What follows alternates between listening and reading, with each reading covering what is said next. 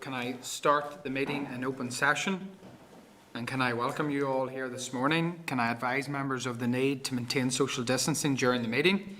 And can I provide also a brief overview of the day's business? Today the committee will consider subordinate legislation, briefing by the Association of British Insurers on the MOT insurance issues, departmental briefing on controlled parking zones, committee inquiry into decarbonisation of road transport in Northern Ireland, consideration of report. Can I also advise members that due to witnesses and some members joining the meeting remotely, that it would be helpful if members use the hand up icon to register that they wish to ask a question at each agenda item. Also, if members and witnesses could mute their mic when they're not speaking, that would allow everybody to hear the evidence and follow the meeting. Can I advise members that the room must be vacated by 12:10 at the latest, and request that members keep that in mind when asking questions. So first of all, we have apologies. I have received 2 apologies, one from George Robinson MLA and one from David Hilditch MLA. Do I have any other apologies in the room? No, I think that counts for everyone. Yeah. Okay, thank you, members. Okay, second agenda item is Chairperson's business. Can I at this stage welcome Cara Hunter to the Infrastructure Committee? No stranger to working with Cara. We were both in health and now we've both been pushed towards infrastructure. So can I say, Cara, you're very welcome to Infrastructure Committee, and we look forward to working with you. You have considerable big boots to fill. Dolores Kelly now has left the committee, and could I, on behalf of the committee, thank Dolores for her work while she was on the committee. She has always been a robust defender of all things infrastructure, and I no doubt that she will be missed from the committee's work. And could I also propose that the committee write to Dolores to thank her for her contribution to the committee? Are members agreed with that action point? Agreed. Agreed. Okay, thank you, members. I'll move on to page 5 of the clerk's memo outlining the committee business agreed way forward from its strategic planning meeting. Can I thank members for taking the time to come to that meeting, and your input will certainly help the committee clerks and officials to ensure that we best use the time that we have left. Are members content with the summary of the discussion? Members content? Okay, thank you, members. Can I move now to agenda item number 3, which is draft minutes? At page 8, draft minutes of the meeting on the 13th of October 2021. Are members content that the minutes are a true and accurate reflection? Are we agreed? Agreed. Okay. Okay.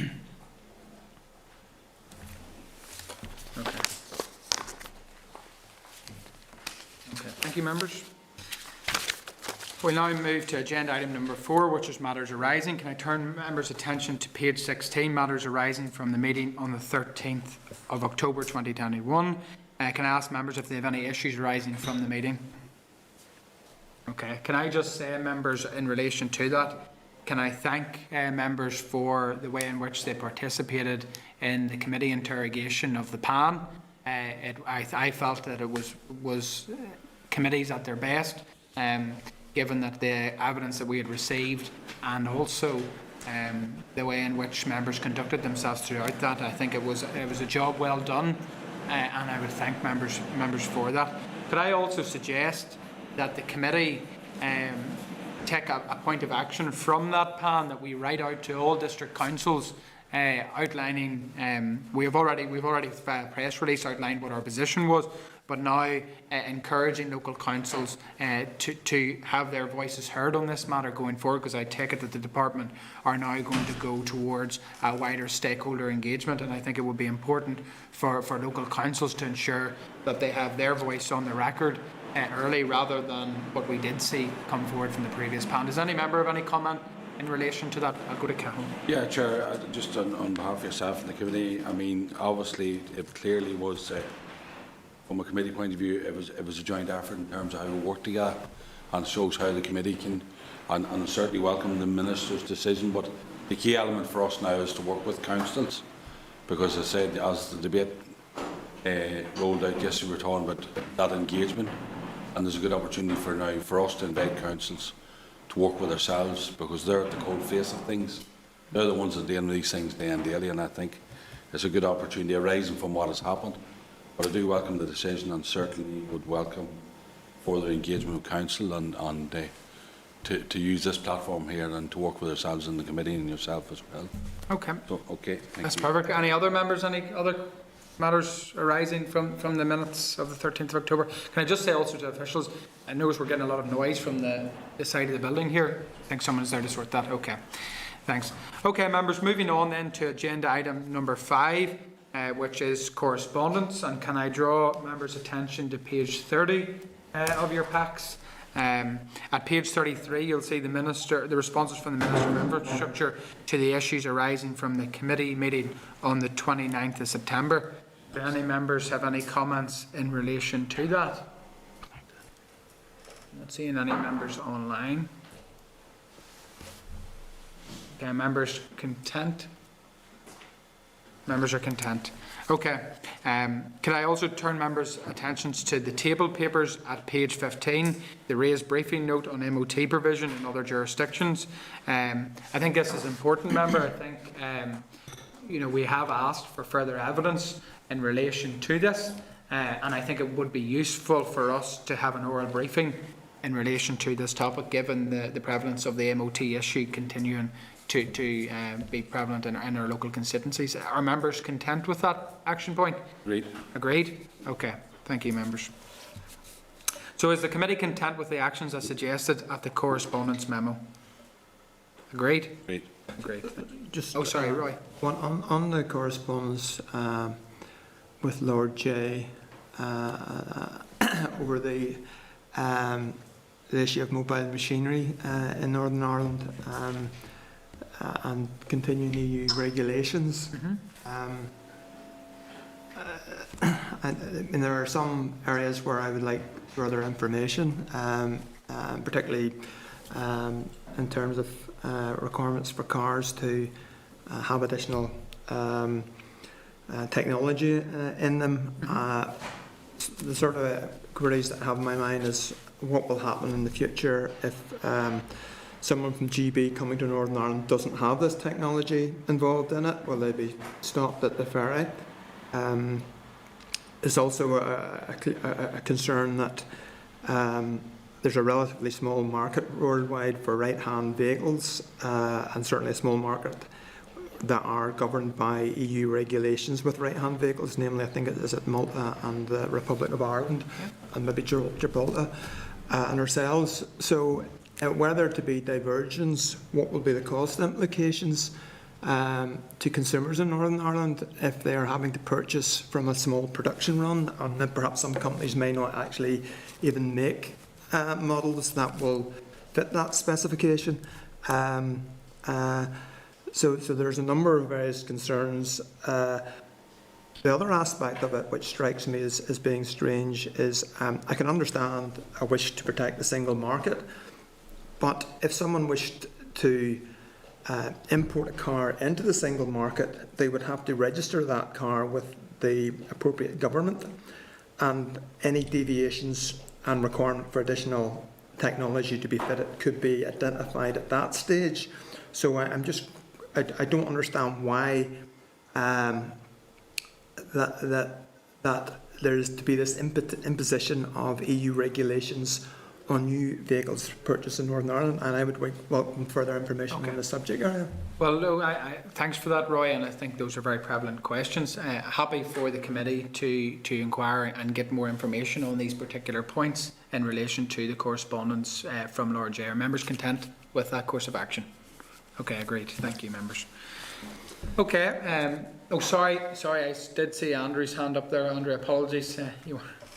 Sorry, Chair. Sorry, no, I just put it up there. It's just in relation to the raised paper about MOT testing. Yes. I'm aware that consultation, I think it closed yesterday, but the paper we've received is very useful.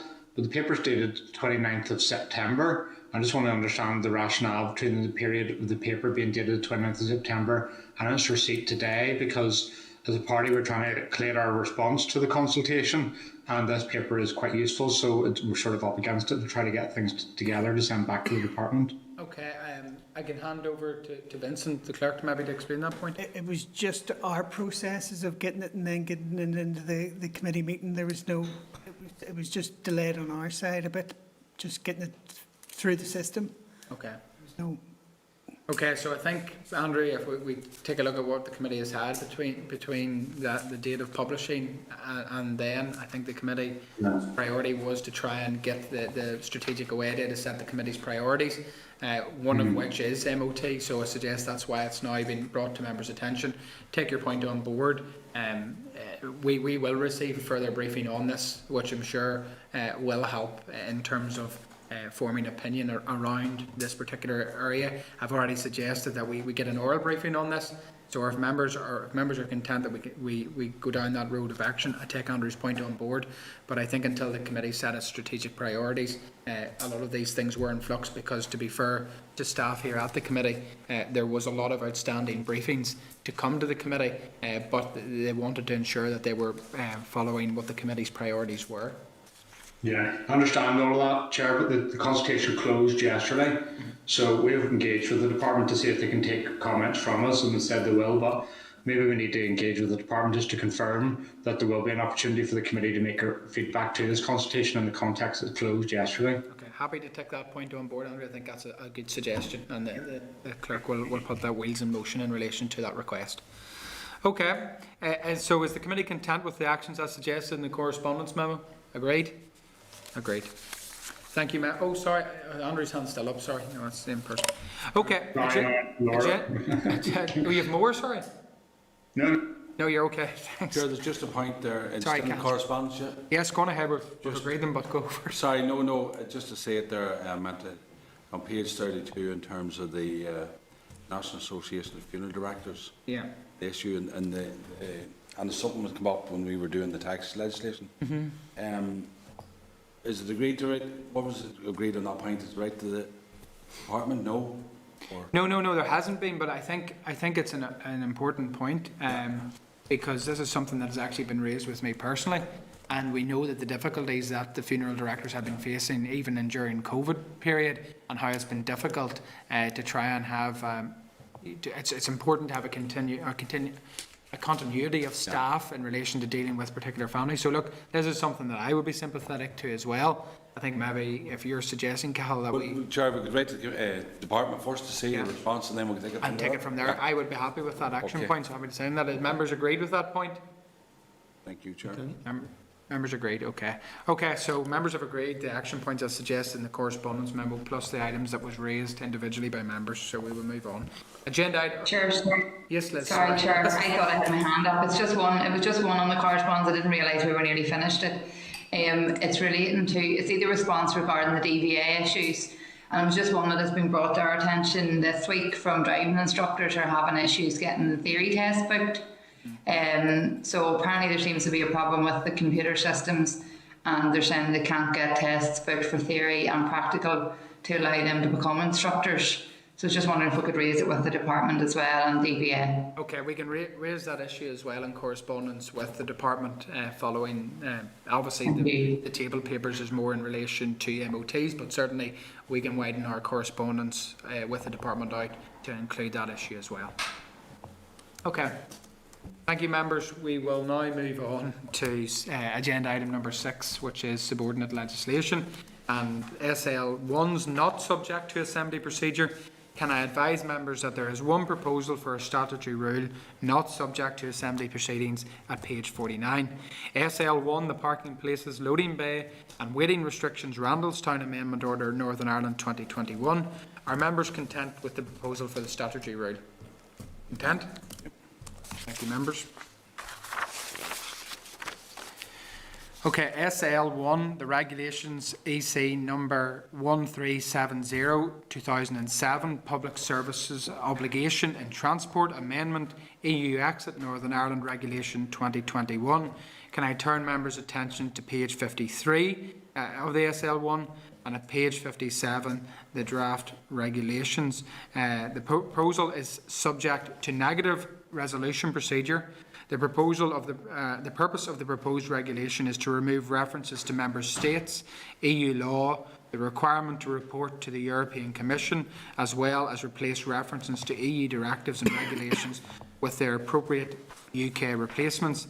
These amendments will ensure the retained EU regulation will operate effectively. Members will note that the Department introduced similar legislation last year, which was subsequently revoked. Members can advise that there is departmental officials on standby via Starleaf to answer any questions in relation to the proposal. But I will bring them on screen because I am aware that there is some questions from members. So we have a Jackie Robinson, Director of Public Transport Division, and Mrs. Linda Buick, Public Transport Division. So can I welcome you both to the committee this morning. Could I ask that you please provide the committee with an overview of the regulation in relation to the EU exit? Chair, if you don't mind, I'll do that. My name is Jackie Robinson. I'm the Director for Public Transport Directorate. Linda Buick, who's with me today, is the Head of Public Service Agreement Branch.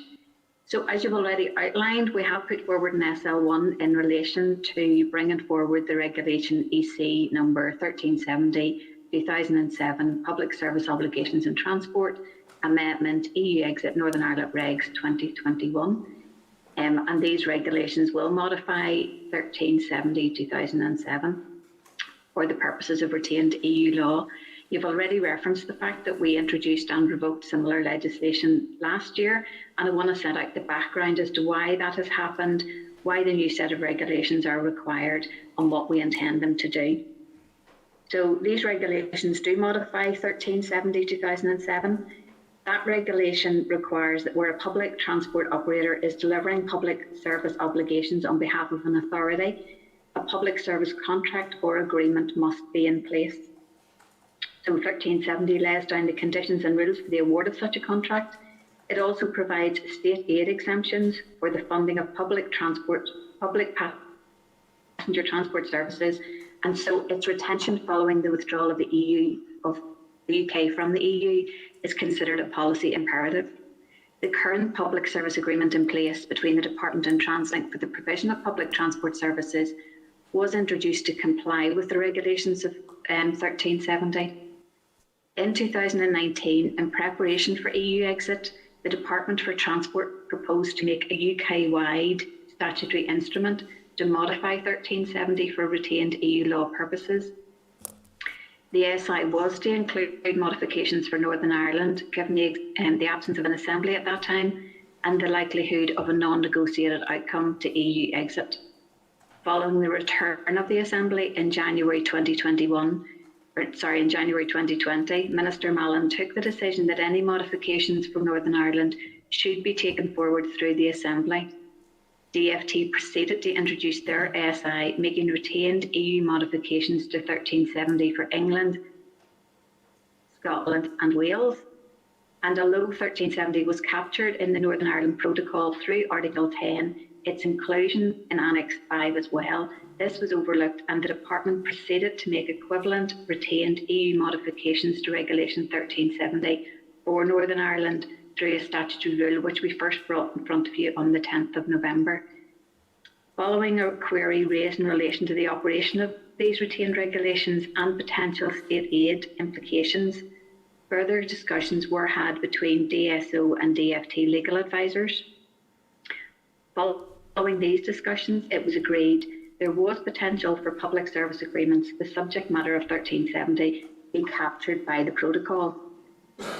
DFT advisors confirmed that in the absence of guidance by the UK Government or EU regarding the scope of Article 10 of the protocol, if the Northern Ireland modifications had been included in the UK SI as originally planned, it would have been revoking such modifications. Following consideration of the matter with DSO legal advisors, the Department subsequently revoked the SR.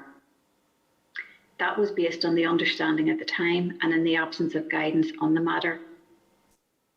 That was deemed that the regulations would be incompatible with international law as per the withdrawal agreement, the Northern Ireland Protocol and Annex 5, which listed the legislation. In January 2021, the Department for Business, Energy and Industry Strategy, BES, issued its guidance for the purposes of state aid post-EU exit. This guidance, which had been continually updated between then and June, included guidance on the scope of Article 10 of the Protocol. This guidance is also to be treated as guidance by the Secretary of State in pursuance to Section 48 of the United Kingdom Internal Market Act.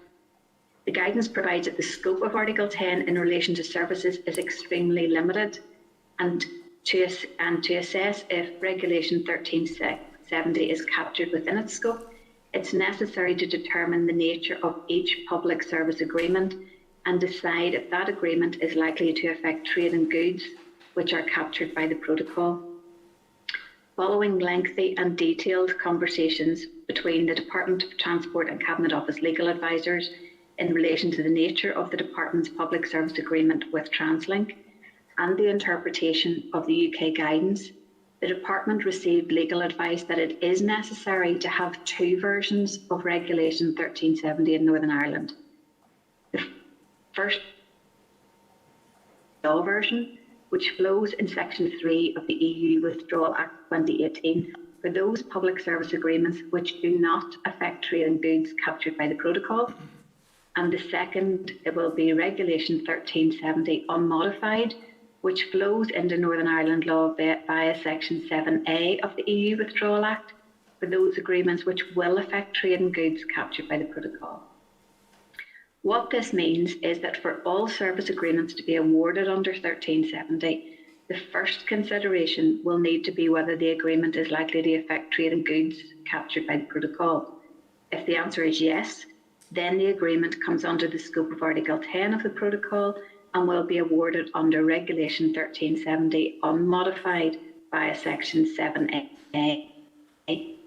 However, if the answer to the question is no, then the agreement does not come under the scope of Article 10 and so needs to be awarded under a retained EU law version of Regulation 1370.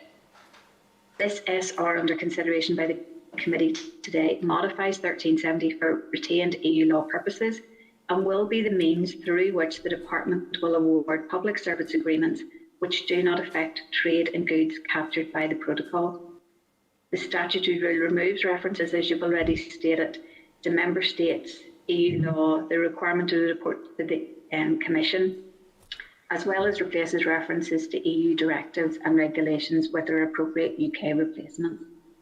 These amendments are required to ensure that the retained EC regulation will operate effectively in Northern Ireland law. It's important to emphasise the rules and provisions in each version of Regulation 1370 will be the same.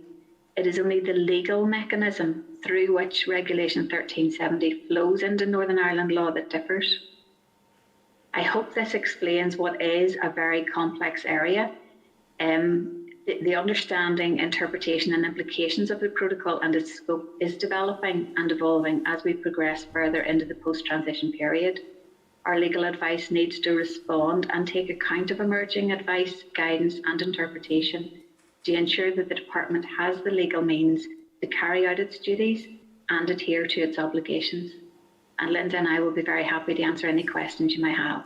Okay. Thank you, Jackie, for that representation of what is. Could I ask all members, please, to mute unless they're speaking, please? Some feedback on the line. No, thank you for that, Jackie. This is a very, very complex regulation, and this, alongside other regulations, do highlight the continuing ambiguity and uncertainty created by the Northern Ireland Protocol. Could I go to Roy Beggs for a question? As you would explain, this is legislation's had a rather tortuous route, with a regulation being put in place and then withdrawn by the Department and the Minister. I have to admit, I'm trying to get my head around what we're talking about, because it's about public service obligations in transport. So I'm thinking TransLink, or perhaps some other carriers who are being subsidised by public funds. So is that? Can you confirm that's what we're talking about? So yes, so what we're talking about is if we don't have this piece of legislation, then we won't be able to introduce the new PSA with TransLink, which we need to do for the 1st of April next year. Sorry, I'm seeking clarification, because it's all in rather tortuous language which I and perhaps a layman wouldn't understand. So it's about a EU regulation about public service transport obligations. So we're talking about Yes. public transport, bus and rails transport from TransLink, or perhaps there may be other private carriers who are contracted to provide services. I'm thinking the Raffle and Ferry, etc. Is that what we're talking about? So we're talking about the public service agreement, which would be in place for public transport. What we're talking about and the difficulty we have here is whether there is an implication in relation to goods which are captured within the protocol. So Regulation 1370 is within the protocol, Okay. but it refers to Article 10 and Annex 5. Okay, so I'm trying to seek clarity on this issue. So first of all, it is about public transport subsidy and support for transport routes. And then you've mentioned about it's only when it involves trading goods. So can you explain to me trading goods and bus and rail services? How is there a relevancy? Is that about cross-border services? So no, this is, Linda, do you want to pick up in relation to the PSA and what that's going to cover and why it's not relevant? Yeah, sure. So, so the EU regulation requires that where an authority requires a public transport operator to provide services on its behalf, then a public service agreement or a contract needs to be in place between the authority and that operator. So in terms of the effect on trade in goods, if that operator, so if we take TransLink, I suppose the only public service agreement that we have in place, the department has in place, is with TransLink. So TransLink has powers under the Transport Act to store goods or consign goods on behalf of a company or another person. And so if those contracts affected the trade in goods captured under the protocol, then the public service agreement might be deemed to have an impact on the trade in goods captured under the protocol. So Annex 2 of the protocol contains a list of legislation which is relevant, and that has 46 categories and includes stuff like gas, chemicals, timber, alcohol. So I suppose if TransLink or another operator had a contract in place which could involve either carrying those goods or storing those goods, then the public service agreement could be deemed to have an effect on the trade in goods captured by the protocol. So you're saying is if TransLink bus and rail services start to move timber and alcohol, I'm just trying to understand what is it we're talking about, because it does seem to be very theoretical. Is there any practical goods moved in this manner? And is it about movement internally in Northern Ireland, or is it about cross-border services? I can understand cross-border services because there may well be issues around the single market, but so can you clarify, is it about transport services within Northern Ireland or purely cross-border services? So as Linda has set out, the reason why this is important is because it refers to Article 10, which is the state aid part, and particularly in relation to goods between Northern Ireland and EU. TransLink do have the barriers to transport goods. They don't do that at the moment. So when we were trying to look through this, and it was particularly relevant whenever we were starting to think about the PSA, and a year in advance of it being brought into effect, we need to publish in the official journal of the EU according to 1370. But when we started to go down that track and looked at it in more detail, we started to investigate whether TransLink currently actually use the barriers that they have to transport goods which would come into the Northern Ireland Protocol, and they don't. Now, I was trying to think, as we were developing our thinking on this, about when instances might be that this could happen and that we would bring in the other version of 1370 as opposed to this one and use it. And I was, this is going out a wee bit, but if you think about the Strategic Rail Review for the island of Ireland, one of the considerations around that is around freight. So there is the potential in the future that there could be freight transported by rail. And in that stage, we would re-look at this and decide in any future PSA what the appropriate action would be. But at the moment, we think that it has to be a retained EU law version of this regulation under which the PSA would be awarded, as opposed to the one currently in place. Mr. Chairman, I would like to hear from TransLink to see how this will perhaps affect outworkings as to their business. Yeah. Well, I think we are in a position where Can I just be clear? This has no... Sorry? This won't have an implication on the outworkings of TransLink business. It's purely in relation to how we award the... You're saying at present it won't, but I'm just wanting to understand how it might in the future. Sorry, Jackie. So the decision on how to award the PSA will be done at the beginning of the period. So as we're looking forward for the PSA that will be introduced next year, then we know what the current position within TransLink. That may change during the PSA, but the award will still be on that same basis. This would come into effect and will be re-looked at the end of that PSA period when we are looking at a new one. And we will again then go back to what TransLink are doing at that point in time by way of transport of goods. Okay. Well, I don't see any other member indicating. I, like Roy, would probably, in the recognition that we're not pushed for time in this right now, to lead. Obviously, it is a very, very technical piece, and I think it would be good for the committee to get as much information as possible with any other stakeholders in relation to the practical impact of the rule. Unless any other member has any other comments to make, I don't see any highlighted, and there's none in the room. So would members be content that we seek further information in relation to this SL to come back to the committee again? Members content? Agreed. Great. Okay. Thank you, Jackie, and thank you, Linda. Thanks. Okay, members. So, members are not content with the proposal for the statutory rule at this stage, and further information will come back in relation to this SL1. Sorry? Yes, we will write to TransLink as well, as was suggested. Yep. Okay, thank you, members.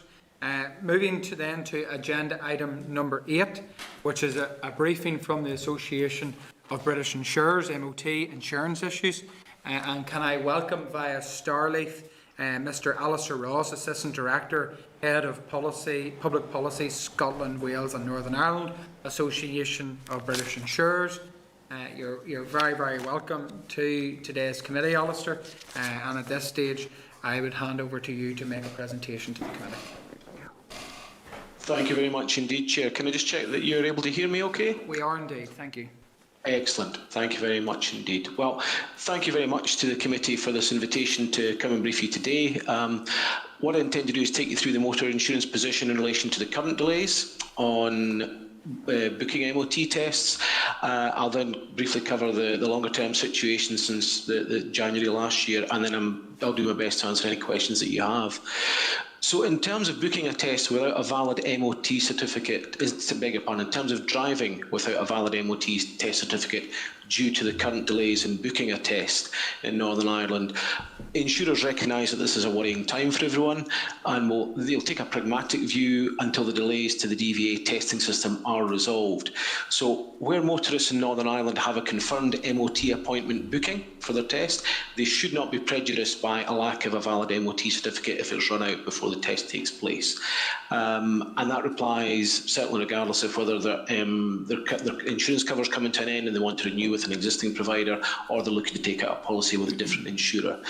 This is something that has been agreed by the ABI's Motor Insurance Committee. However, I should say it remains a decision for individual insurers, including those insurers who are not members of the ABI, to decide how they respond to the current MOT test situation in Northern Ireland. It's also important to point out that insurers do expect that motorists comply with the legal obligation that they have under the insurance contract to keep their vehicle in a roadworthy condition if they're going to be taking it out on the road. And I take this opportunity to remind the committee and motorists of the importance of maintaining roadworthiness of their vehicles at all times, not just when they have an MOT test coming up. The MOT test confirms if a vehicle is roadworthy at that point in time, but wear and tear between tests, for example, tyre tread falling below the legal requirement, needs to be monitored and addressed if that becomes a problem. So those affected by the ongoing MOT testing delays should continue to service their vehicle and look after it and carry out basic checks, such as looking out for brake wear, making sure the lights are all working, regularly checking the tyre pressure, and, as I said, the tread depth. If motorists are in any doubt, then they should contact their insurers, but the ABI members that I've spoken to on this have all recognised the situation in Northern Ireland, they're aware of it, and during the delays to booking tests, ABI members have agreed to maintain cover for customers who can't get a test where it's through no fault of their own. Now, that does mean that motorists whose MOTs are due must keep trying to book a test with the DVA. Please don't give up with the system. Do get your vehicle booked in, even if that date falls after your MOT expires. The DVA has advised us that if motorists are within 5 days of their MOT expiring and it is required for tax renewal, or their insurer says that they will not cover the vehicle, then they can email DVA customer services and get an earlier appointment. I understand the DVA's shared this with the committee previously. In terms of the longer term position, because obviously this has been going on for a while, we've been liaising with the Minister for Infrastructure and the DVA on MOT testing delays and the implications for motor insurance since January of last year. The DVA has kept the ABI advised of the delays, which were initially due obviously to the problems with test centre lifts, subsequently with COVID-19 lockdown, and more recently the test booking system. And at each stage we've shared the DVA's updates with the ABI's motor insurer members, so they've been aware of the situation over the past 22 months.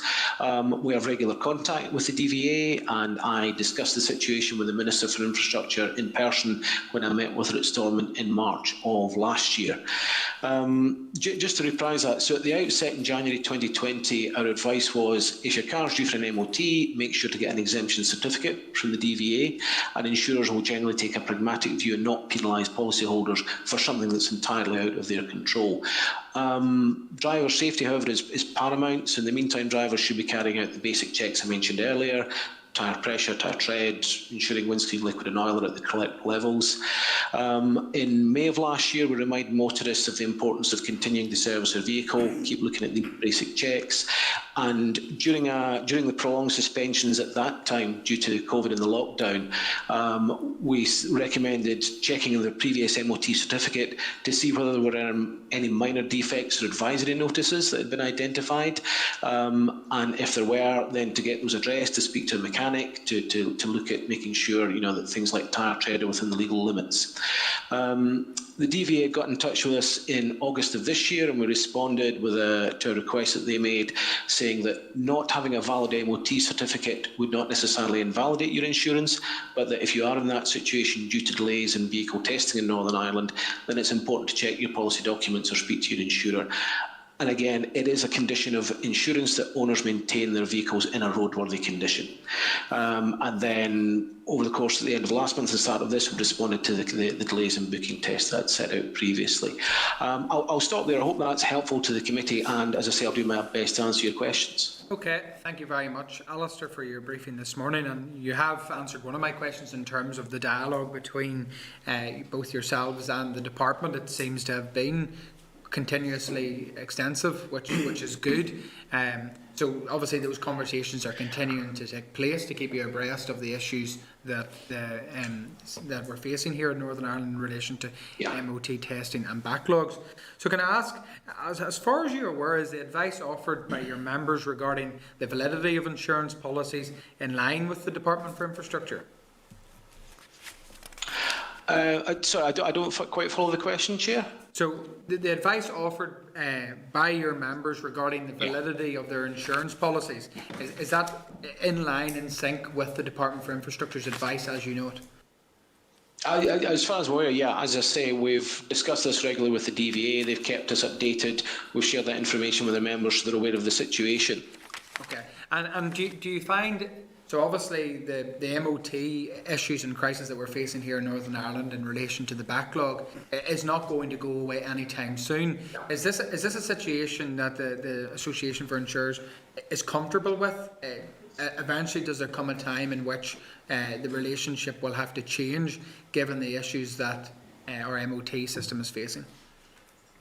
Well, we're regularly updated by the DVA, as I say. They advised us that they are up to almost 100% in terms of capacity. I'm aware of the measures that they're taking in terms of opening centres at weekends to try and get through this backlog.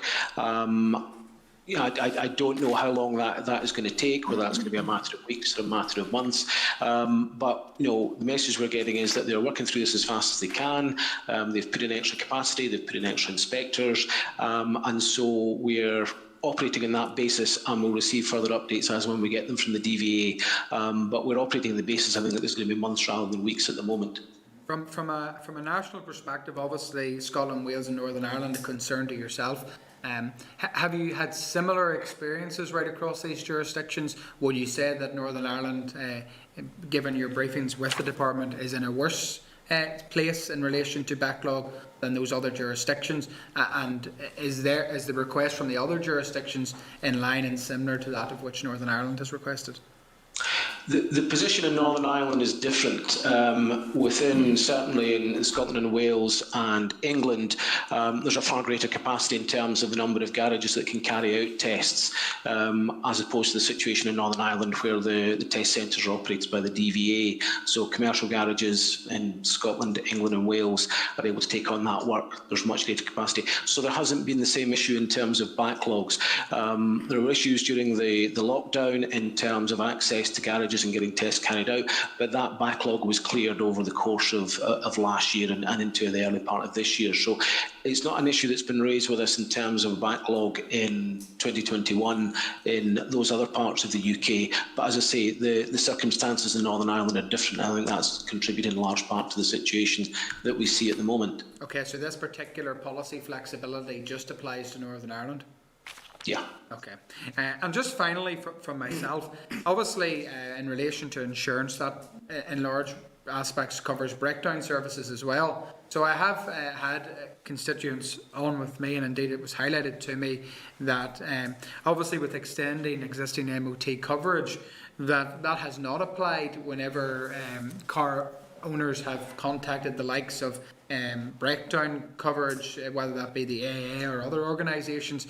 In fact, one cited that because their MOT had run out 5 days ago, that actually the AA did not cover their breakdown element of their insurance policy. Is this an issue that's continuing to reflect out across the board in Northern Ireland? Are you aware of the situation?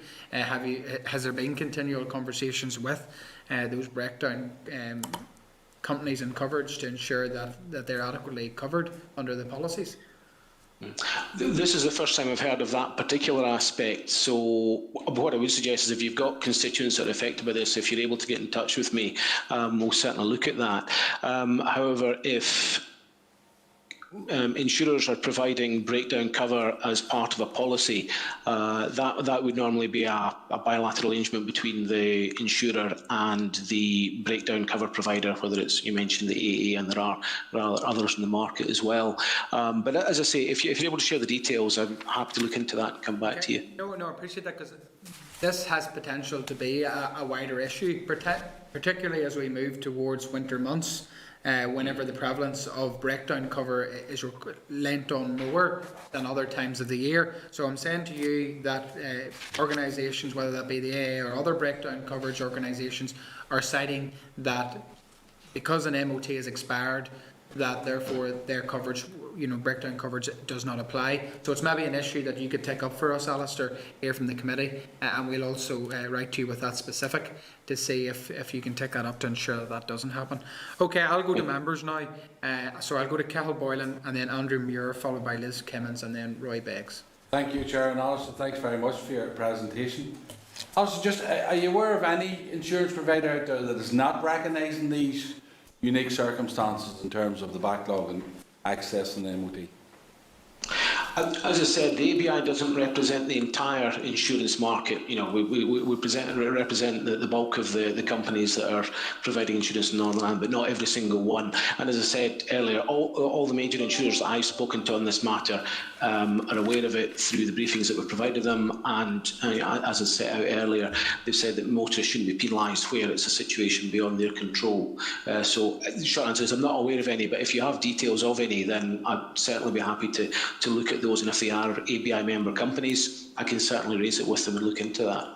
No, appreciate it. And I mean, obviously, it's just this question was hanging out there. I couldn't resist asking it because there may be situations. But just in terms of moving on then to the next one, because you're right about responsibility. You know, you need to keep your car roadworthy. And all those you mentioned, car check, tread checks on lights and all of those things. But see, in terms of my next question is: are you aware of any incident where somebody wasn't covered in terms of any specific incidents, or has that raised its head? Because I'm sure, like, and I'm just being the devil's advocate here. I mean, I'm sure that unfortunately somebody was involved in an accident of some description.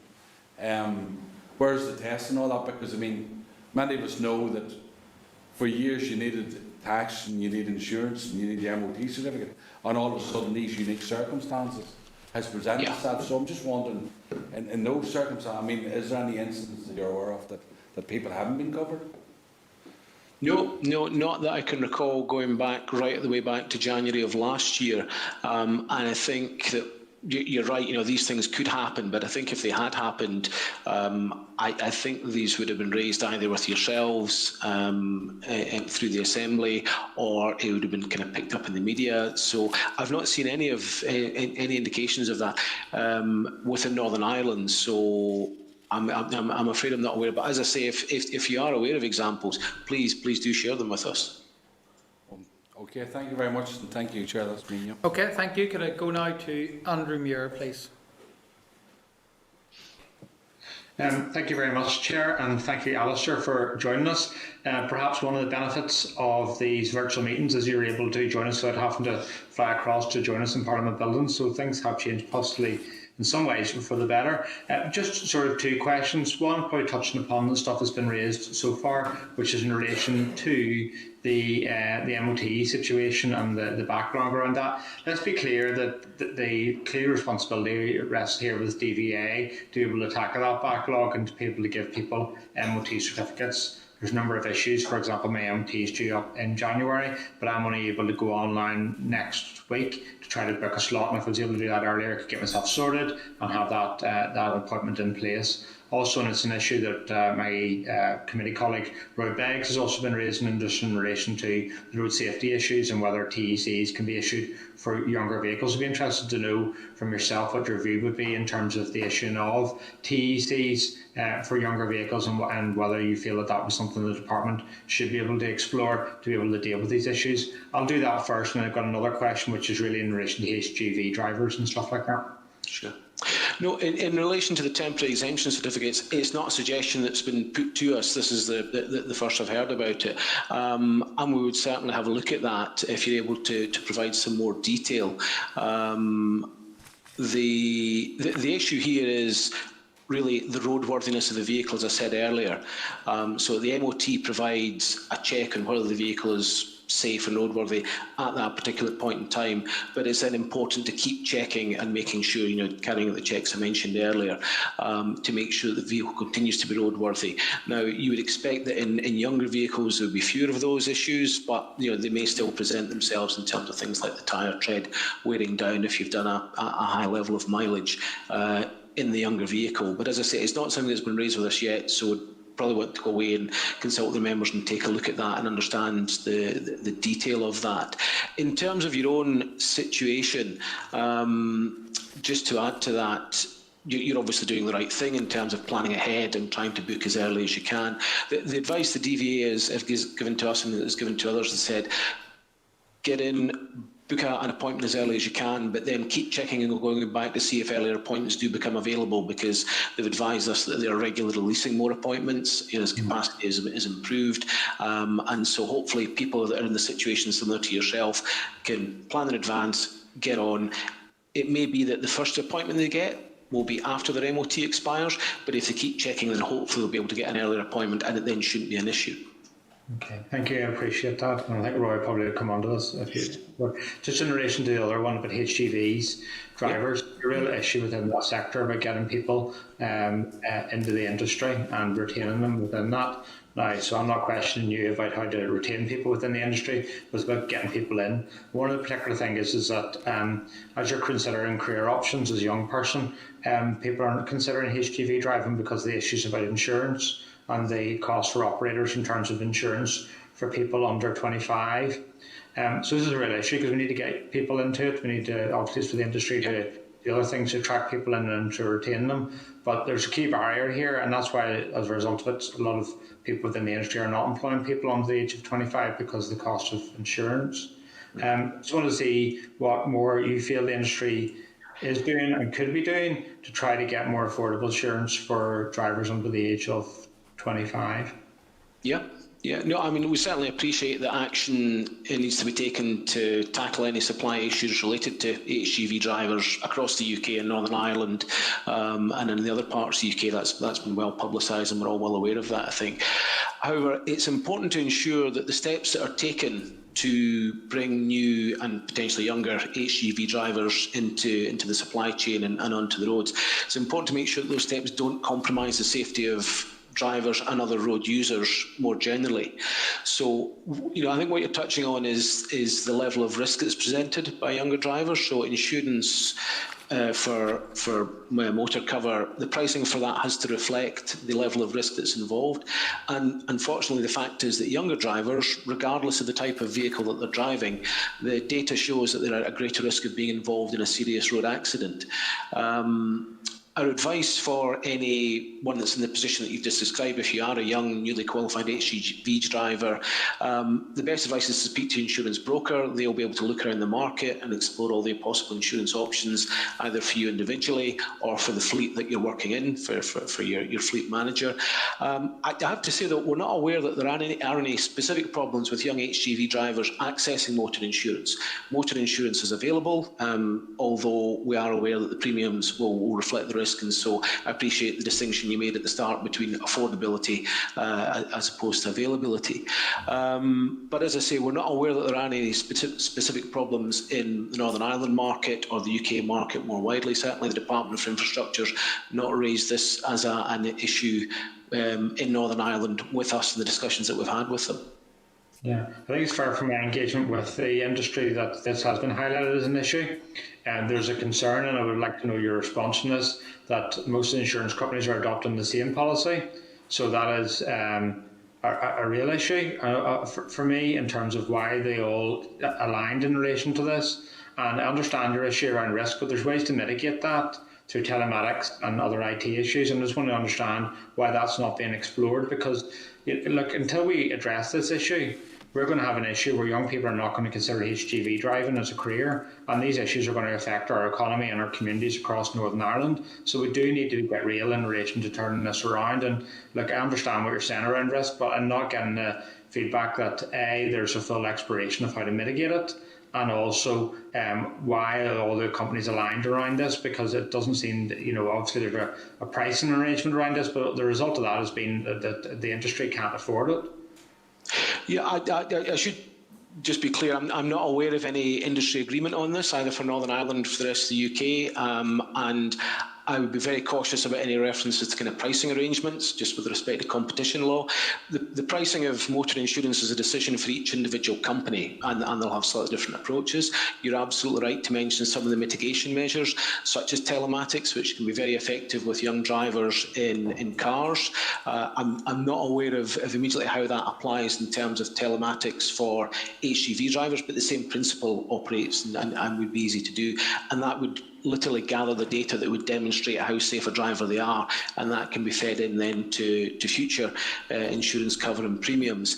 But there's a lot of different factors at play here. As I say, this hasn't been raised as an issue with the ABI, but if you've got information or you can put me in touch with people who have concerns, please, we can pick that up offline, and I'd be keen to understand what the specific concerns are. But What I would say is that there are a number of factors that go into underwriting and pricing premiums in terms of motor insurance, and they take into account things like the data, which unfortunately, as I said, does show that younger drivers are more likely to be involved in serious accidents, which result in significant injury as well as damage to vehicles. So, the statistics are there, and they will be fed into the pricing. Another relevant factor, which is more specific to Northern Ireland at the moment, in terms of motor insurance premiums, is something called the personal injury discount rate. Now, that's something that's set by the Department of Justice at the moment, specifically for Northern Ireland. The Department took a decision earlier this year to set that at minus 1.75%, which is literally the lowest discount rate in the world. And that is putting significant inflationary pressure on insurance compensation costs in the event that a policyholder is involved in a serious accident. And that, again, has an effect on the underwriting and the premium pricing as well. That's something that the Assembly is looking at the moment. The Committee for Justice is just finishing its scrutiny of the Damages Return on Investment Bill. And all I would just say on that, and just if you'll allow me this small plea, is that this really needs to go through. The Damages Bill must be passed before the end of the current Assembly term. The discount rate at the moment in Northern Ireland is based on a flawed and outdated model. I'll not go into the details of that here. I've gone into it with the Committee for Justice, so you can pick up on it there if you're interested. But it's really important that Northern Ireland has a new fit-for-purpose method for setting the discount rate, and that will then be reflected, or we would expect that to be reflected in the premiums that people are charged as well. Okay. Sure, thank you. Just one last thing. See, in relation to telematics and stuff like that for HGV, could I ask maybe if you would come back to the committee in writing to see if there's any understanding within the insurance industry that this has been explored within the HGV sector as an issue? Would that be okay? Yeah, I can put that with the clerks. That's no problem at all. Okay. Thank you. Thank you. Okay, we'll now move on to Liz Kimmins for a question. Thanks, Chair, and thank you, Alastair. Some of what I was going to ask has been answered just in your briefing so far, but just in relation to, I suppose, the issues around the MOT backlog. Are the ABI in a position to give assurances that people's insurance won't be affected by the backlog alone? And they think that there's maybe ways that we can publicise that better, just in terms of the position of insurers, so that nobody's in any doubt as to what their status is regarding their insurance. Yeah. I mean, I went on BBC Radio Ulster earlier this month, I think it was, to talk about this. Obviously, people that are listening into the session today will be aware of that. But if there are any other ways to promote this, I mean, I know that the DVA has information on its website, and that's regularly updated. As I say, we've set out our position and communicated that to the media in Northern Ireland. But if there are other ways that you think we can get the message and the position through to drivers, but it is twofold. On the one hand, as I've said, insurers won't penalise motorists who can't get an MOT test or are driving without a valid MOT where it's beyond their control. And that's why it's really important, as I said earlier, to book an appointment, to have an appointment booked, even if it's after the MOT expires. So that's one half of the message. But the other half of the message, and I apologise for repeating this, but it really is important that drivers should maintain the roadworthiness of their vehicle, because that's a legal requirement under their insurance policy. It's not terribly difficult to do. I've set out the measures earlier on in terms of the checks you need to carry out. But those two aspects combined are really important. You can't really have one without the other. Okay, no, thank you. And I know that maybe if people contact their providers directly, they'll be able to update them as well. But maybe there's a role that they could send out a little note or something to make sure everybody, nobody's in any doubt of what's expected of them. But no, that's all, Chair, from me. Thank you, and thanks, Alastair. Thank you. Can I ask the remaining members to speak to please be brief and succinct to the point and responses, because we do have other business that we have to get on to before we have to vacate the room. So I'm going to go now to Roy Beggs. Again, thanks for your update. My question is still around the ramifications of not having MOT. One of the issues is that you're unable to tax your car, and if someone does drive with a car untaxed, they risk fines and also failure to notify SORN, etc. So my question around that, if they do that, are they also driving a car that is uninsured, or if the car is roadworthy, does the insurance still cover it? Thanks very much for that question, and I'll try to be brief in my answer. I'll not touch on the tax aspects because I'm not a tax specialist or a representative of the DVLA or anything else like that. But as we've said, the important thing is that on the one hand, and again, my apologies for repeating, but you ensure your vehicle's roadworthy, and on the other hand, you do everything that you can as a motorist to get your MOT test sorted out. So the situation I described earlier, if you get a booking and it's after your MOT expires, it's worth letting your insurer know that situation. But as I say, the insurers have said if the situation is beyond your control, then the cover should still be provided, and you shouldn't be penalised for that. The opposite of that would be is if you think, well, the system's really bad, I can't even get on to book a test, so I won't do that. That is something that's within your control, and you should not be taking that approach. So you should be able to demonstrate to your insurer that you've done all that you can to get a test booked in before your MOT expires.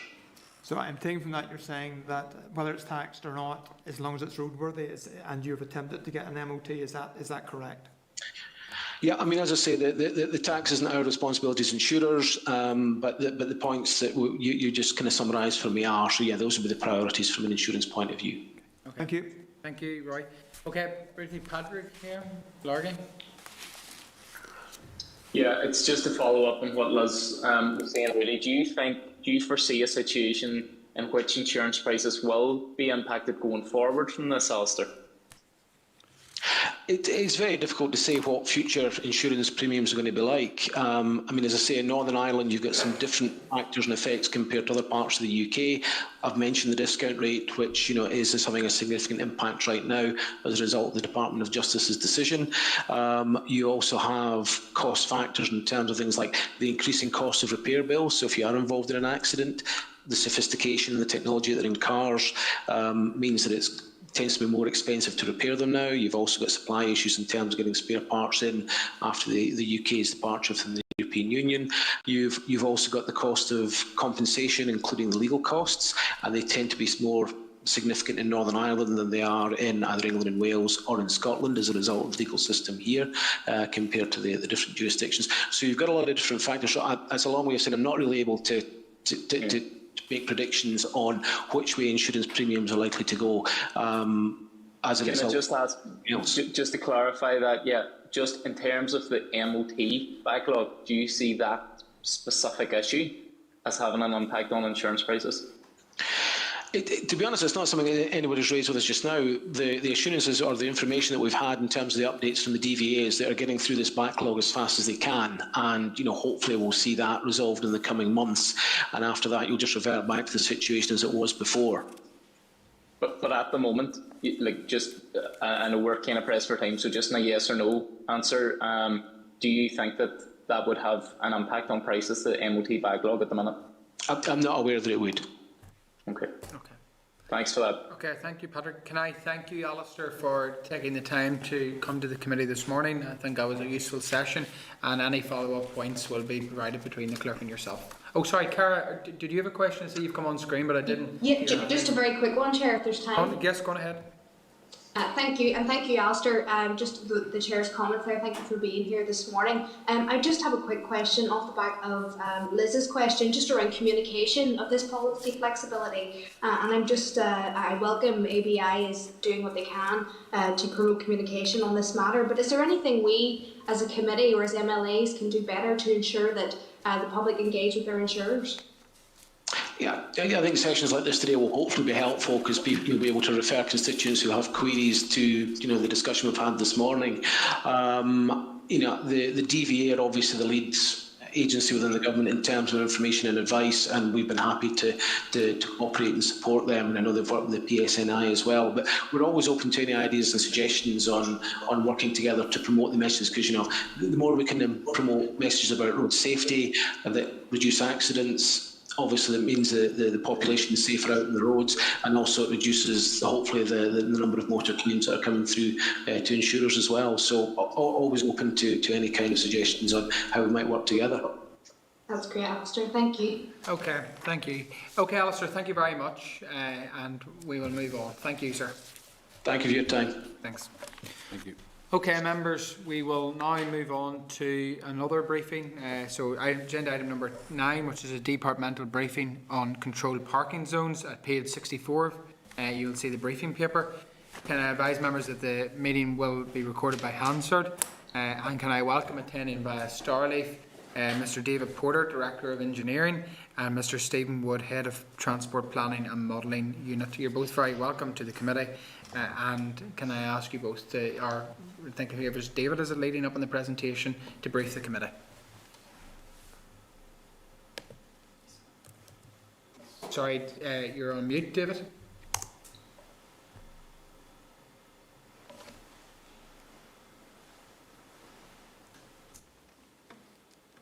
Sorry, we're still not hearing anybody on your side. I'll just do a sound check. Stephen, can you hear us? Yes, I can hear you. Yes. Stephen Wood here. We can hear Stephen. Can you hear me? David, you may need to leave the meeting and come back in. Sometimes this can be an issue, so if you want to do that, and we will wait for you to rejoin the meeting. We're still not hearing you.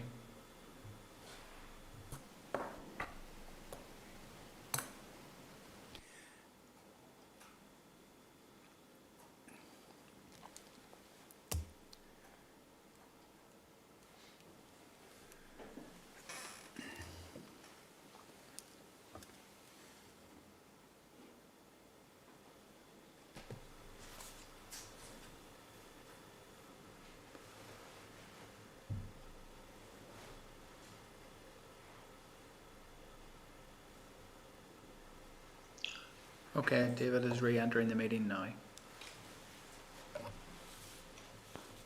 Okay, David, can I do a sound check with yourself there, please? Yeah, can you hear me now? We can indeed, we can indeed. Okay, David, can I hand over to you, please, to brief the committee? Okay, thank you, Chair, and thank you, members, for the opportunity to come and talk to you today about controlled parking zones. I'm David Porter, Director of Engineering, and part of my responsibility is the Parking Enforcement Unit. So I will try and set the scene, and I will be very happy to answer any operational questions about how the CPZs and indeed our wider parking enforcement service operates today. And then I'm joined by Stephen Wood, and he's from our transportation policy side of DFI, and he will be able to hopefully address any issues that you have in terms of the policy context and what way we may be taking this forward in terms of how CPZ's parking enforcement fits in with the wider desires of the Minister and the Department to improve our economy and our places. So I thought I would just take the paper as read. However, I just want to draw out 1 or 2 points in terms of the operations, because we've had quite a lot of interaction, particularly with Lisburn and Newry, about the operation of CPZs. And there's a few points that I have picked up from the interaction that I've had with them, as well as some of the correspondence that I think it would be worthwhile just setting out in terms of context. So the first thing is that there are 3 controlled parking zones in Northern Ireland. The first one was introduced way back in 1987, and that was in Belfast. And then subsequently 2 further CPZs were introduced in 2008, and they were in Newry and in Lisburn. And the Lisburn one was introduced really in response to the Lisburn City Council. They approached the then DRD and asked for a CPZ to be introduced in order to deal with some problems that there were with on-street parking. And the then DRD worked with the Lisburn City Council, the Chamber of Commerce and the City Centre manager in terms of formulating how the CPZ would work, and it was eventually then introduced on the 20th of July 2008. In Newry, a very similar sort of pattern, again introduced in 2008, and that was in response to issues raised by councillors that they were identifying particular parking problems within the centre of Newry that needed to be addressed. And again, the then DRD worked with the Newry City Management Committee or Newry Centre Management Committee and the Newry Chamber of Commerce, again to formulate how the CPZ would work. And that one was introduced then and became operational on the 1st of September 2008. So sometimes we hear that these were done to people and that there was no consultation, that there was no interaction. So I thought it was worthwhile just to lay out that little bit of context in terms of the reasons why they were asked for, or the route that they were asked for through to the department, and then the collaborative working in order to bring them into play. Okay. Another point that I've heard a number of times is just about unfairness, and in particularly in terms of Section 75 and maybe some of the defined characteristics within Section 75, and in particular disabled people. And I just want to give you a little bit of assurance on that actually CPZs are a benefit and are seen as a benefit in terms of the Section 75 and in particular disabled people. So there's no issue in terms of Section 75. And the reason why I say that is because a disabled badge holder, a blue badge holder, gets an additional advantage in these areas. They are facilitated, that their condition and their position is recognised, and they are facilitated then because they are allowed to park for free within a CPZ. Now, I do need to just clarify on that. They're allowed to park free on street. If there happens to be an off-street car park within a CPZ, they are council facilities, and there's a slightly different rule, and a blue badge holder still has to pay on an off-street car park, but on-street in the CPZs, a blue badge holder does not have to pay and has free parking within the CPZ. The last thing that I just want to cover before I hand over to Stephen is that I've also heard that the same effect or the same aim can be achieved by different means. So you don't necessarily need to charge, or you don't necessarily need to have a CPZ. You could have a different way of ensuring a turnover space, of ensuring that there's good behaviour on street, ensuring that there's no inappropriate behaviour. And you know what? That's quite right. You can achieve this by different means. However, you also need to take into account the effectiveness of different measures. And within our traffic engineers toolkit, they have various means of addressing parking problems. And so they may well introduce an I-bar where there's a particular problem where people are parking in front of an access. They may well introduce some single yellow lines. They can introduce double yellow lines. They could have disabled parking bays. They can introduce loading bays. And they can also potentially introduce a CPZ. Now, in that whole range that I've outlined there, you need to recognise as well that there's sort of a hierarchy of control, but equally there's a hierarchy of compliance. We know that as you put down, for instance, an I-bar, which is an advisory road marking, in some cases they are complied with, and in other cases they're not. We know that if we put in a single yellow line, in some cases they're complied with, but actually if we put in a double yellow line, we tend to get more compliance from those. And if we put in then a CPZ, a charged CPZ, we get even higher levels of compliance. So the tool that you select, yes, you can achieve your parking desires and the turnover spaces and the control in different ways. But actually, you need to also recognise that there's a hierarchy of compliance within that. And certainly CPZs are very, very effective measures. There's a very high degree of compliance.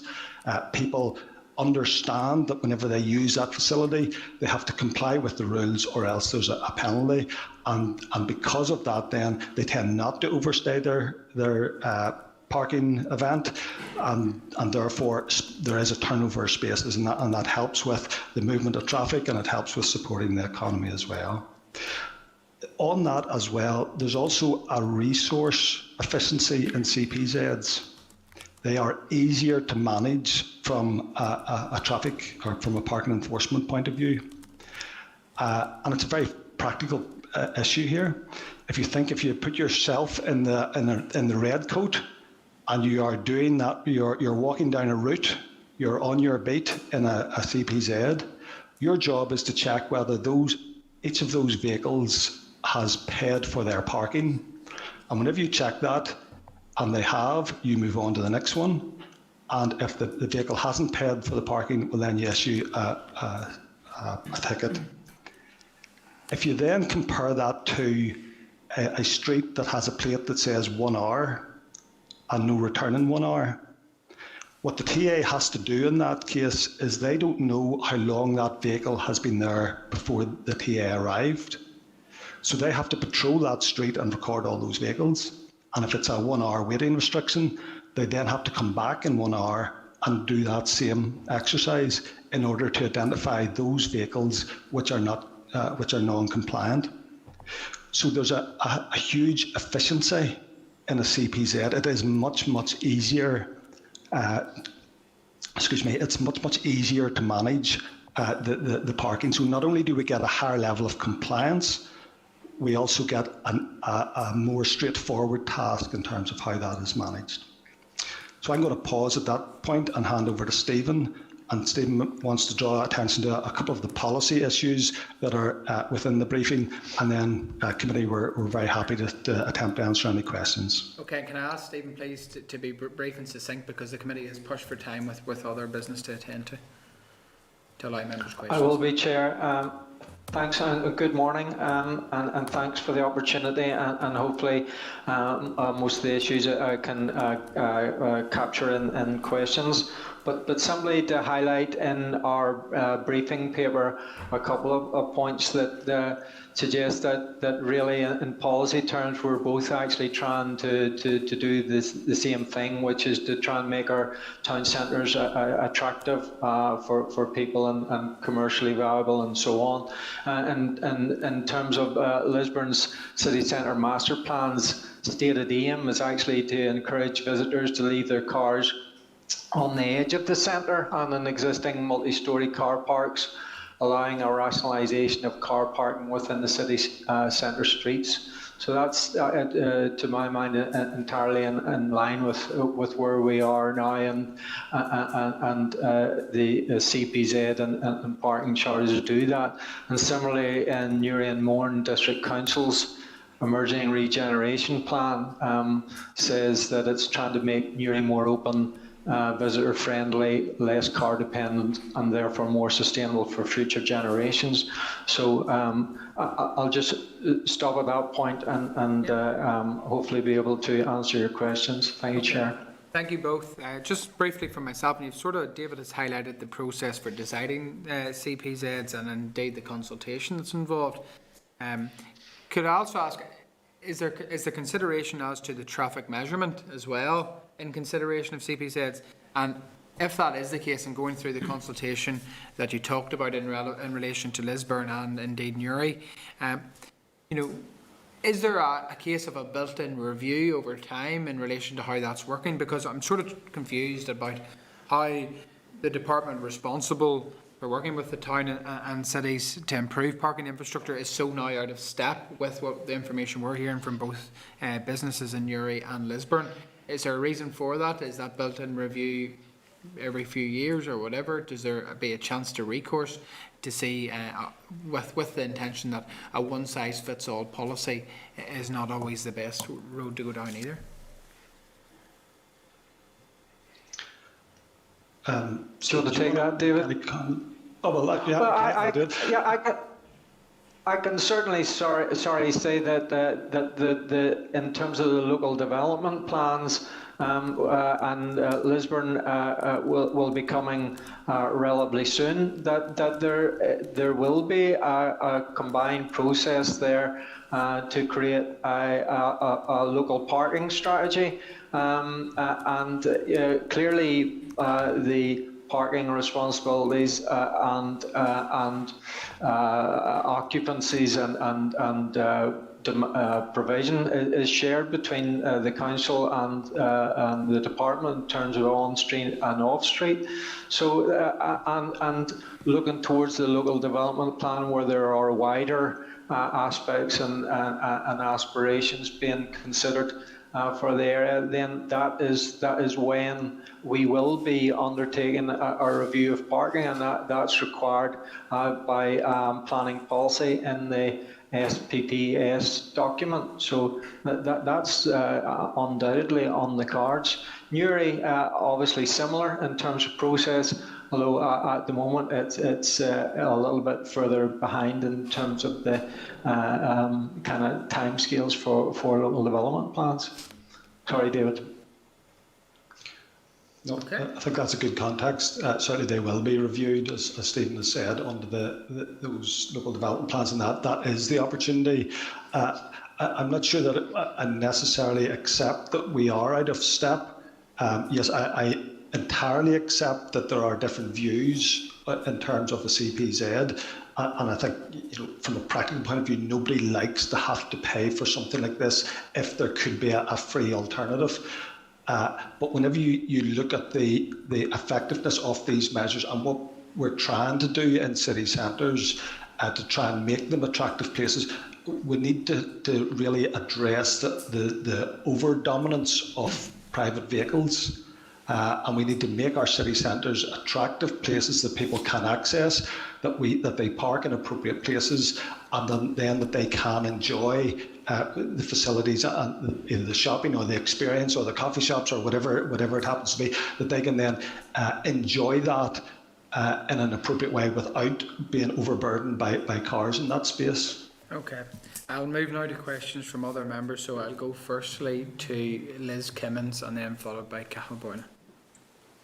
Thanks, Chairman, and thanks, David and Stephen, for your briefing. I mean, obviously, as a Newry rep, I've been raising this consistently, and I've met with both Newry Bid, Lisburn Chamber, and we've been engaging with the councils here on the ground as well. I mean, you'll not be surprised, I still disagree with a lot of what has been in the correspondence from the department. I mean, nobody, just to be clear from the outset, neither Newry Bid nor Lisburn Chamber have said that they're looking for free parking. All they've asked for is a review or a pilot even to be put in place to see if this will work better. And that's based on the feedback from local businesses on the ground, and I've said that at every opportunity. I mean, when we talk about unfairness, and I know, David, you had mentioned about Section 75, I suppose in terms, to put in context of unfairness, we're talking about over-enforcement and overzealous enforcement. From a Newry perspective, during lockdown, I think the figures were there was 4,090 parking tickets issued in Newry, whereas Derry had the same amount of parking tickets despite having a much larger population. So for me, my interpretation of that is that that's very disproportionate. And I think that it's something that has to be looked at. And it's one thing saying we have to ensure that, reduce car dependency and all of that. And neither Newry Bid nor Lisburn Chamber would disagree with that. But the reality is, and I can certainly speak for Newry, the infrastructure isn't in place here to encourage people out of cars and onto bikes or public transport. So we have to strike a balance. And you referred to the review of parking, and I know from speaking with the council that's something that's being done, but as you mentioned there's a delay for Newry, and I think it's going to be at least 2 years. So I mean, certainly I don't think there's anything to review from a pilot 13 years on from the CPZ being introduced. I think that it's something that the department really need to seriously consider, and it could then feed into the parking strategy. So just if you could comment on some of that before my next question, please. Thank you. And maybe go first, Stephen.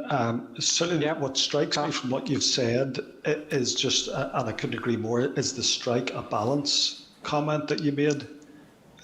So I don't want you to think that what I am saying is that we don't want cars at all and cars need to be banished. We recognise that in Northern Ireland not everybody can avail of public transport.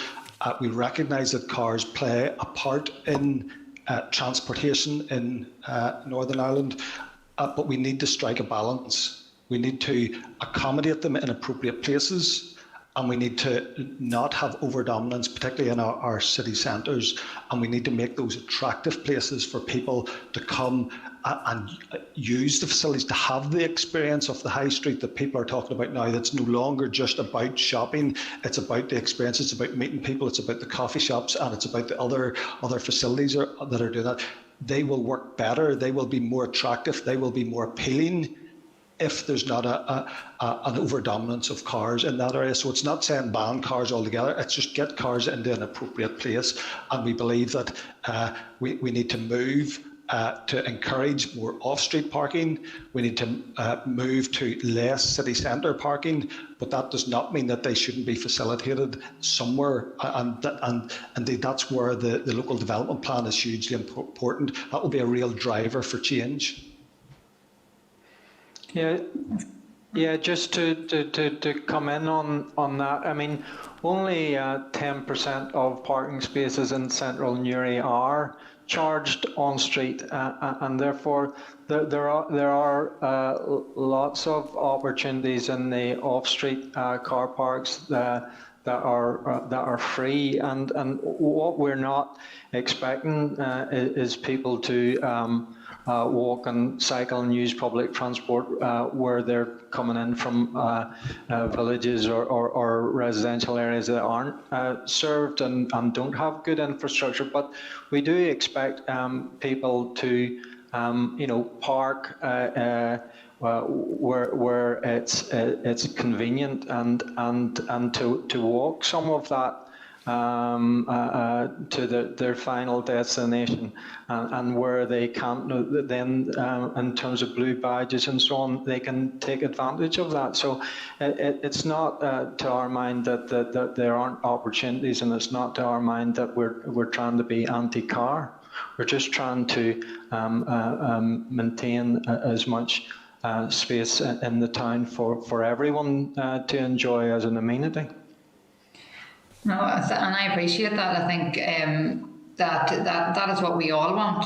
But certainly, I mean, I take the representation I'm making is based on the experience of people on the ground, and I certainly don't think there's a balanced approach at the minute. I mean, the level of ticketing in Newry is severe, and that's no exaggeration. And we've been raising that for a very long time, even prior to this. But I think that, I mean, I just don't think that what's being proposed here is unreasonable. And as I said, Newry Bid and Lisburn Chamber have talked about a pilot scheme of 1 hour free and then obviously pay after that. I don't know what the department has to fear from that, because if there is the outcome of that is that it's not working, then at least it has been tried and tested. Where we're at now is that I'm yet to see the evidence. I've asked the department on countless occasions for facts and evidence to substantiate the claims that the benefits of CPZs bring, and it's not been forthcoming. We've had kind of the rationale for it, but I mean, in terms of statistics and figures, I'm not seeing that. I mean, 1 hour free parking would enable people to. You talked about, Stephen, there 10% of the car parking in Newry is on street, but it's on the main streets, the main shopping streets in Newry. And that's where you want people to be able to run into the butchers, pick up what they wanted. I mean, I was contacted by somebody 2 weeks ago, run into the butchers for 5 minutes and come out to a parking ticket or whatever it was, things like that. And that keeps the flow of traffic coming. But the problem is people are saying, I'm not going to park in there. If I needed to stay a wee bit longer than the 2 hours, I'm limited. So they're going out of town shopping. They're going to the bigger retail parks and things like that, and that is crippling our town centres and our city centre here in Newry. As we come out of COVID, this was a proposal put forward to try and help businesses recover, and if it doesn't work, it doesn't work, but I think the department need to really consider it. Okay, can I ask you can have a brief comment back, please, David or Stephen, and then we have to move on to another member for time is tight. Well, just a brief comment back on that would be that the department did consider that. It doesn't work in terms of the practicalities, largely because of what I described earlier about having to really beat the street twice in order to do that. And then how do you know then whether you actually have an effective service? So in terms of actually the 1 hour free, basically that's the removal of the CPZ unless you have TAs on the street continually, so that wouldn't equally, I think, send out the right message either, that there's an overdominance of traffic attendants on the street either. However, look, please be assured we did consider that. The Minister considered that, and she would prefer, in terms of the COVID recovery, that she would prefer other measures to be adopted in order to make town centres and city centres more attractive to people, rather than the removal of parking charges. Okay, thank you. We'll now move to Cathal Boylan, please. Thank you, Chair. Just quickly, thank you very much for your presentation. Just 2 questions. See, in terms of what evidence is there to provide, can you provide that CPZs actually help with traffic management? That's my first question.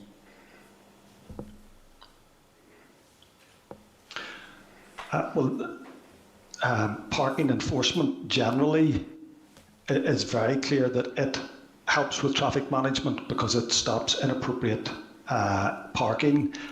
And in particular, the parking in places, so this is not just about traffic flow parking enforcement, it's also about users of pavements as well. So traffic enforcement applies to those as well. So that's an impact on people that are using our towns and cities.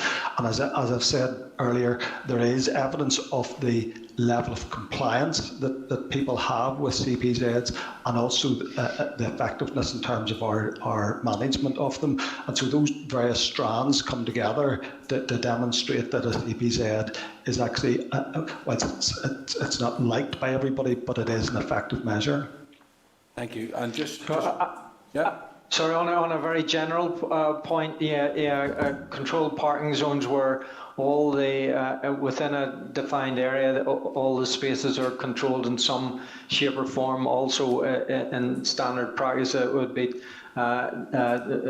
stated that it does stop traffic, circulating around the one-way system, or doesn't stop, but it deters traffic circulating around one-way systems, looking for those odd free spaces that are available. So that would be a common engineering practice. Thank you. And just finally, you say in one of the paragraphs here, the departmental officials will continue to work with councils to produce tailored evidence-based parking strategies as part of the forthcoming suite of transport plans. That's in your briefing there. But could I ask you, in your bid informed us that there was a review of the CPZ scheme carried out way back in 2009. In terms of that information, in terms of reference or reviews or any outcomes of all that, is there any information in relation to that, or can you outline any of that stuff to the committee today in relation to all? If you're saying in one hand you're going to work with councils and others to try and investigate these issues. Yeah, so we will, and Stephen, it's largely Stephen's team, will be working with the councils in order to help develop the parking strategies, as well as many of our staff in our division. So look, we're very keen to do that, because what we want is a balance, as was said earlier, to be struck in towns that we will be able to facilitate a healthy and an attractive city centre. In terms of the historical evidence, we have some of this actually because of disposal schedules within civil service. Some of the evidence isn't available just purely because of its state, but certainly we can have a look to see about that 2009. I think that was about a price review rather than actually a review of the CPZ, if I'm correct, but I'll double check that point for you. Okay, thank you. Thank and you, I'll now move briefly to Patrick Delargy.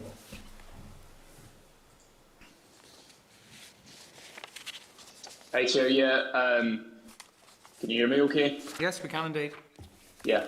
I just find it quite strange that local authorities obviously still have to get the decision from the Minister in order to get fairly minor changes to car parking charges in two city centres in Lisburn and Newry. So obviously at the minute off-street parking is given to councils, but on-street parking is still with the Department of Infrastructure, and I wondered on that point what the department has done in terms of exploring the transfer of these powers for on-street parking to local councils. So that was examined through the review of public administration, and the decisions were taken at that time. So there's been no further work that I'm aware of, or no substantive further work on that I'm aware of in terms of the transfer of further functions. Again, I'm not sure that many councils are knocking our door asking us to take on on-street parking. It's not without its headaches, I have to say. So hopefully that answers your question. Can you give us an update on what the decision was at that time? So at the reform of public administration, it was decided that there was a whole range of functions that were going into the new, as they were dubbed at that time, the new super councils, as we were moving from the 26 to the 11. And one of those functions that was moved over was off-street parking. Yeah. Okay, but can you give us an update? So you've said that, obviously communication was started at that point, but it was never continued. And I do totally understand, what you're saying about the councils, but from your end, what further communication or what further avenues of exploration were open to try and to broaden that debate out? I see where you're coming from. So in some respects, I don't think it's necessarily about ownership or responsibility for the on-street or off-street. In some ways, that's irrelevant. What is very relevant, and I think the point that you're getting to, is about us working together to formulate a parking strategy that works for everybody. And as Stephen has outlined, that's part and parcel of the local development plan process. So whenever a local development plan that says, here's how a region or an area is going to develop, here's where the development boundary is going to be, here's the lands that are going to be zoned to facilitate future development, and as a supporting document to that, then there is the parking strategy. Now, clearly it will not be particularly interested in the outskirts of a town, because those are largely residential or are industrial, or there isn't a significant parking problem. So the real focus of that will be on the core commercial centres of our settlements, and particularly our cities. And the department and council will work together on that because of the shared responsibility for on and off street parking. So I would suggest that it's not about who actually is responsible, it's about working together in order to pull together an agreed parking strategy that will support the local development plan. Yeah, and just for clarity, there's been no, I do understand that that's obviously the point that we want to reach, where there is that joined up approach and that there is that strategic thinking, but from what you're saying, I'm kind of gathering that hasn't been the case. There hasn't been that joined up approach. So, what's the department going to do about that? Can I just say that we also work with the council in that we pick up on any actions that came out of the intensive and extensive community planning process that all the councils undertook, and that's very much about issues that arise, for communities and businesses and so on. And across Northern Ireland, we would pick up any actions from those, and parking CBZs, didn't come up in any of those, to my mind, and therefore that's why largely, we're content that the local development plan process, as David's outlined again, when there is a complete review of how a town and the district wants to go forward and how it wants to shape itself, is the appropriate time to do that, and so that's what we're looking to at the moment. Okay. Thank you. Okay, thank you. David and Stephen, can I thank you for briefing the committee this morning? Thank you very much. Thank you. Okay, thank you, Chair. Thank you all. Thanks. Okay, thank you, members. I think we've, wait till everyone comes on screen. Understanding the issues involved here, I think the committee has give considerable leniency in terms of listening to the concerns, and I know Liz Kimmins has brought this forward on a number of occasions now. You've heard the department's response, I know that it'll not be in agreement with some members and their take on where we are with this. So members happy to note that presentation. On another point, there is alternative ways in which the members can raise these issues, whether that be in the floor of the Assembly or otherwise, but I'm content that the committee have given this a thorough hearing during my time. Okay, members, we'll move on to our next stage here, which is, hold on now. Yes, we're actually advised members that the committee will move into closed session for the consideration of the draft report. So we'll move into closed session. Agreed? Agreed.